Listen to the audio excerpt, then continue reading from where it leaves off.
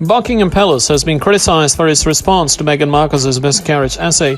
Buckingham Palace has been criticized for its response to Meghan Markle's op-ed article in the New York Times, in which she described for the first time her experience having a miscarriage earlier this year. The daughter of Sussex said she realized she was having a miscarriage after feeling a sharp cramp when holding her firstborn son, Archie Harrison, one morning in July. She described the experience as an almost unbearable grief. In the article titled "The Losses We Share," Russell Myers, the royal editor of the Daily Mirror, said Buckingham Palace largely declined to comment when he contacted it about the Duchess's article. "I think this is a huge missed opportunity for the royal family," Myers said during a recent appearance on talk radio, adding, "They should have made a public statement to say this is a really brave and honest thing to do, but just on the very basis that it would have mended some of the cracks in the relationship that we have been thinking about for months and months." He added, "The palace just said to us, this is a deeply personal matter for the couple." While Buckingham Palace didn't give further comment on the record to the Daily Mirror, however, an anonymous source credited as a palace insider told the publication there is, of course, much understandable sadness in the family. Myers also said that if the palace had opted to comment more on the record, it would have provided a bigger conversation about the topic rather than just be Meghan out on her own. The Duke and Duchess of Sussex have appeared to have a strained relationship with Buckingham Palace since they resigned from royal duties earlier this year. There was confusion surrounding the couple's step-back announcement, which was published on Instagram instead of via a palace press release.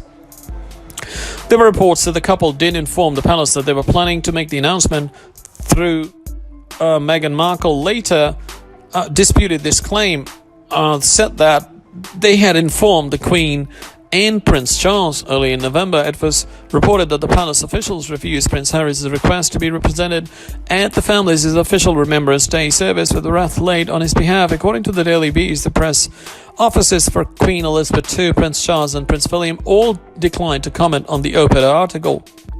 A source told the publication, however, that Harry and Markle informed the family about the article before its publication. Buckingham Palace didn't immediately respond for a request for comment from inside of the palace's estranged and restrained response is not unusual. The royal palace press offices really provide on the record statements and respond to reports about the family in the media. It is a tradition that dates back to the never complain, never explain mantra that was used first by the Queen Mother in 1936. Richard Fitzwilliams, a royal commentator who was previously working as an editor of the International Who's Who, told Insider the criticism of the palace's response was unjustified.